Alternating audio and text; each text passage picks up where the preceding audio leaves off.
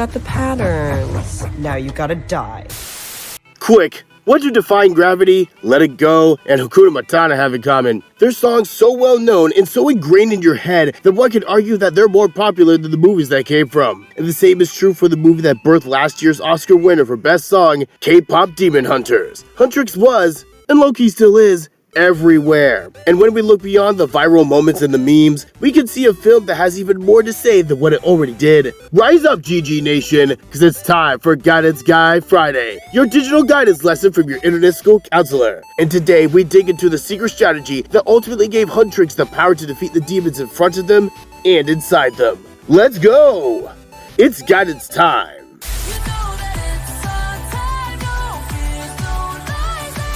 Rumi, Mira, and Zoe, the super talents of Huntrix. They have it all. The fame, the money, the adoration from the fans. And on top of that they get to utterly wreck spawns of the underworld in their spare time. Huntrix is like Hannah Montana mixed with Power Rangers. And if you don't know who Hannah Montana is, ask your teacher and educate yourself. Educate yourself!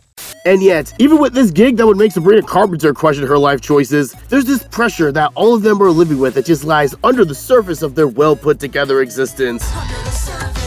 Let's look at Rumi. In this Powerpuff Girl trio of demon slayers, Rumi is the blossom of the group. At the beginning of the film, she's the bold, confident leader that Huntrix needs. She's slaying it on the red carpet, the stage, and anywhere her mortal enemies show up. And yet, despite all of this, something for her is missing. While Zoe and Mira are ready to go into full vacation mode once their worldwide tour is done, it takes Rue all of 5 minutes before she decides to drop their newest single onto the world. And she's locked in for making sure that Golden is not just a hit, she wants it to ensure that it's the nail in the coffin for the Demon King himself, all while making sure that every single part of Golden's rollout was flawless, even as her own voice was failing her. What we're seeing in Rumi is what's called perfectionism, which is the habit of someone wanting something about their life to be 100% on point. And it can be anything: appearance, academics, performance in sports and music. And this is more than just wanting to do well or giving your best. With perfectionism, it's not enough to just do your best. It's not enough. You have to be the best. You have to come in first place, hit every note right and on beat, and get a 100% and all the bonus points. This is what Rumi is dealing with, and for you it might look different. It could be needing to be the center of attention all the time. It could look like needing to be right about absolutely everything, no matter how deep it may or may not be. If you have that thing in mind, hold on to that as we keep going, because believe it or not, Ruby's perfectionism is not the real problem. Yeah, it's problematic. It's also a shield that protects Ruby from her real problem. And if you saw the movie, you know what I'm talking about. So many walls. Walls? I don't have walls. Yeah, you do. K-pop is a masterpiece in details. It trains you to watch for the blink and you'll miss it moments that have something more to them. For example, the eagle-eyed among you will notice that for most of KPDH, Ruru only wears long sleeves, which, BT dubs, is almost always a red flag, especially when you live somewhere that's hot most of the year. If you have a friend that rocks a turtleneck in the middle of July, don't be afraid to ask them if they're okay, because it could be a sign of other things going on. And we figure out why she leans into that very specific design choice. It's because she's got the same marks as the night howlers that she slices and dices on the daily. And Ruby's perfectionism is part of that hiding. The obsessive need to be on top of everything all the time as a member of Huntrix is not just about living up to the K-pop idol life, it's about presenting herself as the absolute best version of herself. A version of herself that is not only impossible to maintain as her voice starts acting up, is a version of herself that can never exist. And yet she keeps trying to be this impossible version of Rumi, up until the moment that she's exposed. It is at this point we ask ourselves, why doesn't she just tell someone? Mira and Z would be more than understanding if she told them, and Mira kinda had a feeling something was up the whole time anyway. The reason why Rumi doesn't tell the rest of the group about her secret is the same reason why you won't tell anyone about your secret. This is good. This means she has shame.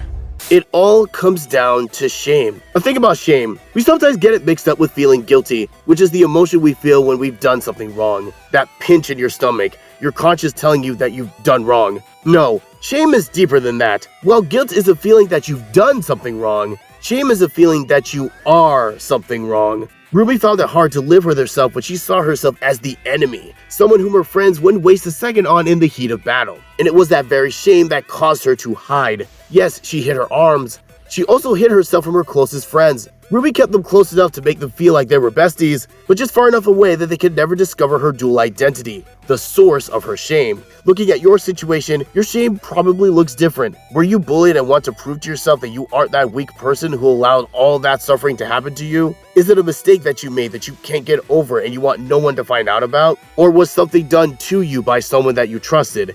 No matter how many times people tell you that is not your fault, you can't find it within yourself to believe them. Whatever your situation is, all that shame wants to do is hide. Hide from others, hide from reality, and hide from you. And like Rumi, you might want to keep people just far enough away that they can't tell how you're feeling. Or you try to control everything in an attempt to regain the power that was taken from you. If any of this is hitting with you right now, please know that I'm not trying to call you out or make you feel worse. What I want to do is show you how shame works, that no matter how hard you try to cover it up, it's gonna get exposed eventually. The Soldier Boys were able to reveal Ruby's true form to the entire world and temporarily break up Huntrix, and I don't want you to have your shame exposed. Instead, I suggest what Rumi did, which not only got rid of her shame, it allowed her to live in her truth. You told me to cover up, to hide. Yes, until we can fix everything.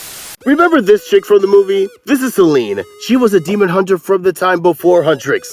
She's a vet, fully trained and knows exactly what it takes to get the job done. And even though we don't know her tragic backstory, I know she has one because she was the one encouraging the ladies to hide their shame and strive for that impossible perfection. Because what was the thing that she told Huntrix over and over again? Our faults and fears must never be seen.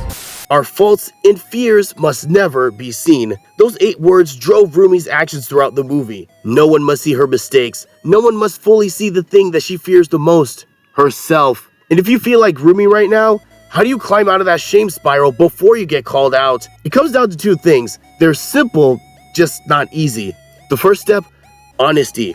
Be honest about who you are, what you did, what happened, whatever your situation is. You may need to unpack that with someone like a school counselor or a mental health counselor if it's a truly heavy situation, or if you just don't know where to start. When Ruby stopped trying to hide who she was and fully came out, marks and all, she was owning that part of herself. Being half human, half demon wasn't her whole identity, it was just the part that she wanted to hide.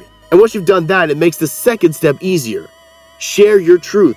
Once Ruby told her friends what she was hiding, they didn't further shame her, they didn't reject her, and they certainly didn't try to off her. They joined her at her side as they have the entire movie and saved the world. For you, it may go down that way, or it might go sideways. I'm not gonna front and act like this step is gonna go like the end of a TV show. If it was that easy, you would have done it already. If things go great, then that's awesome and you know you have amazing people around you. If not, do not blame yourself. Do not believe the lie that this is what you deserve. What just happened is that you found out that you had some fake friends. It's painful and hurts like mad.